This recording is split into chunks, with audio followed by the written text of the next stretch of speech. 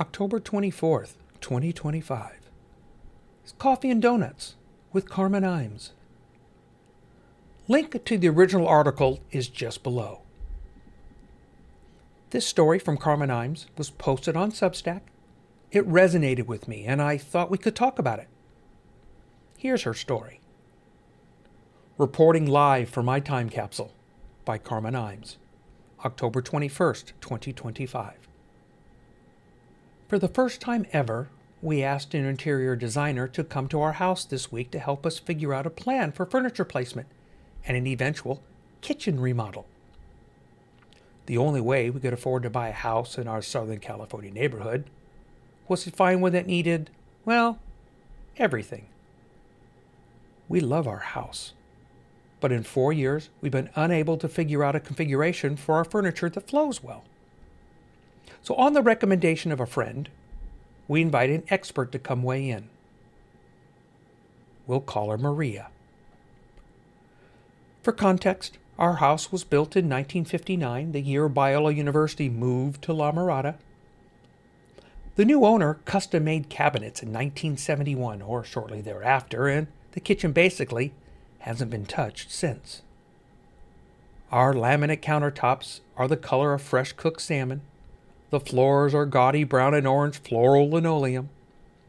The wallpaper, yes, wallpaper, is a light brown floral print that, to be fair, looks like it might be from the mid-'80s. The tile backsplash has brown fruits etched into it. When we bought the house, we quickly replaced the forest green plaid shelf paper, took down the toll painted valance over the kitchen window, but everything else in the kitchen is the way it looked when we bought it. We spent a lot of time updating the rest of the house. We scraped the popcorn ceilings, removed wallpaper, repaired, textured, and repainted walls, replaced carpet and windows, installed new HVAC, and decorated with all of our favorite things. I knew the moment Maria arrived in her top-of-the-line Lexus SUV that we might be in trouble. After shaking hands with each of us, Maria, the interior decorator, walked past the kitchen straight into the living room and announced with a gasp, "It's like a time capsule." To be clear, this was not a compliment. My husband and I glanced at each other.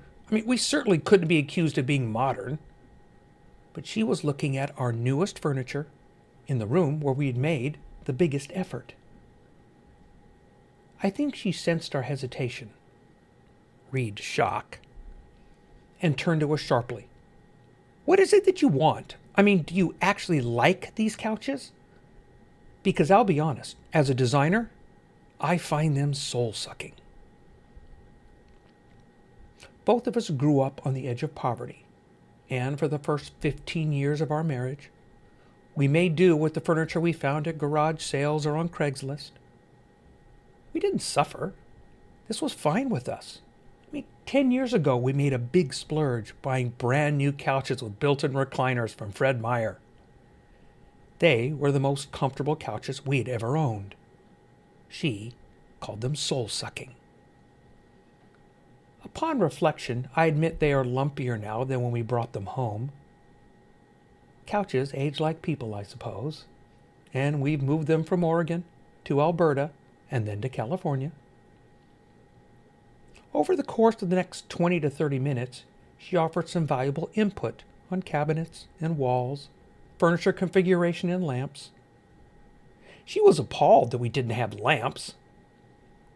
When I tried to explain that in an effort to improve the room, we'd disposed of the halogen lamp from our college days and the broken Tiffany lamp in the corner, her jaw dropped. "Halogen? Oh, God help us." Unfortunately, our efforts to improve the situation garnered only more disdain. She missed my point of that not having lamps was already an upgrade. Maria did not seem impressed by the canless ceiling lights we recently installed with our bare hands. I still smile with delight every time I flip the switch. They're even dimmable. So, to state the obvious, we won't be hiring Maria. Her condescension was not a good sales strategy. We might use some of her ideas. We'll pair them with our own sensibility because we're the only two people who have to live with it. The fact is that while we could live without our furnishings, our living room holds a lot of family history. The matching set of mid-century modern chairs, made of teak wood with recovered cushions, were my grandmother's. I sat in those chairs as a child, and they are sturdy and comfortable. The teak bookshelves hold family photos and mementos that remind me that the world did not begin in 1977. Pride of place goes to the armband worn by my grandmother in the early days after World War II, when the members of the Dutch resistance volunteered in their war recovery efforts. The orange armband identified them as loyal to the House of Orange, the Dutch royal house, who had worked in the underground movement to stop the Nazis. It is definitely staying on display. And in case of fire, it's the first thing I'll grab. Opposition to fascist ideology is one of the most important parts of the legacy I received from her. Oma was no politician or philosopher or sociologist. She hadn't even finished high school, but she knew right from wrong. That's why she and her siblings hid an American soldier who landed in their back field after the plane was hit by German gunfire. It's why her brother went into hiding so that the Nazi army could not conscript him. It's why she braved going out after curfew to deliver contraband copies of the Underground News rolled up in the handlebars of her bicycle. Oma knew when to break an unreasonable rule made by a despot in order to save a life. Would I want to erase her fingerprint on my living room? Not a chance. After Maria left, I got out a hammer and some finishing nails to hang a few more family heirlooms on the walls. What she found appalling, I wear with pride. My other grandmother was an interior decorator. If she was still alive, she would have found great delight in helping us arrange the furniture we already have to make our house a home. For the last decade of her life, she sat and colored in her memory care facility. She no longer remembered that she ate for lunch, but she spent her days coloring and telling everyone how beautiful they were. Now, one of her coloring pages is on my wall. Thanks, Maria, for inspiring me. And thank you, Carmen, for sharing that. Upside down. Inspiration upside down. We most often don't view events like these and use the term inspiration. I'm so glad Carmen did. Inspire, to affect, to influence, move, guide. We can take interactions, both experienced and witnessed, and recognize that they're different, and then be aware of how they will cause us to react. When those two collide, that affecting inspiration with things that we hold dear and essential, there will probably be a reaction. I suspect it might not even be conscious, or even one we did not realize. As in Carmen's story, when we realize that Maria is pointing at things, we recognize how important they really are. Here, it's heirlooms in a home. But maybe we can also consider this. For others, it might be an idea or a belief. The challenge is still the same. It's hard, I fully realize, and I agree. This is not easy or trite. When we have things that we hold dear and realize that they might need to change for a myriad of reasons, But that's the intersection where we might collide. In the story with Carmen, it was to seek advice, an outside voice, another way to view things. I do believe this to be a very good thing, getting outside of ourselves and engaging others in our life experiences. We might even be the one called upon to be a Maria to someone else. But no matter the reason, maybe we can be different than Maria. Here is where it really hit home with me. And it relates more to the second thought that I mentioned before, when it's not an object, but a belief. I'm discussing a particular idea or belief with my mom, and the topic's not the point. My being Maria is. In my story, I'm not so happy to say, I might be more like Maria than I want to admit. Coming into a conversation, maybe we don't really stop to consider the room of the conversation. Have we entered a place that, at least for this analogy anyway, I'm in their home? The things that surround them, that they hold near and dear. This really resonated. It impacted me. Because in Carmen's story, it's physical. In mine, not so physical, but it's just as real and important. Of dear value and the importance that I might not see, with Maria not even stopping to ask what might be the most valuable things in the house, or more importantly, maybe the home.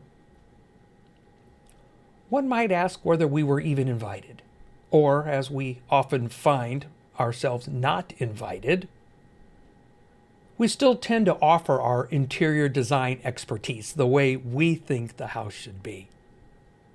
Never asking questions, never taking the time to care about what might be held most near and dear. Or maybe what they might even think needs to go, but it's going to take some time to let it go. It really did cause me to pause the possibilities between the invited and uninvited. Maria was invited, so to be fair, from my personal perspective, I can see the challenges with that, especially in hindsight. Yet I can be aware that we might disagree, but it's the onus on me to accept or not. I guess maybe that's jaded, since in this story from Carmen, I was wearing the sandals, like we often do here on the Dusty Feet. It was Maria I was identifying with, not even asking what was most important. The uninvited gave me an even more jarring jolt. To offer redecorating advice unsolicited, unconnected, and worse yet, maybe even unwanted. I'm on a journey, and in that Dusty Feet journey, walking stick in hand, I'm even more aware of what bias has been taught to me, what is ingrained in me, and what I will continue to need to be in the mirror, because what changes in me first. Even when I find myself unintentionally uninvited, I need to stop, read the room, maybe even care. So I'm deeply grateful to Carmen for sharing her stories, writing her books, and teaching her students.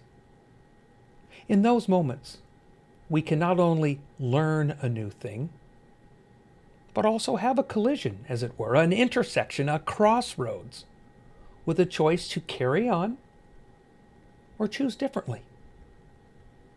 I like those moments.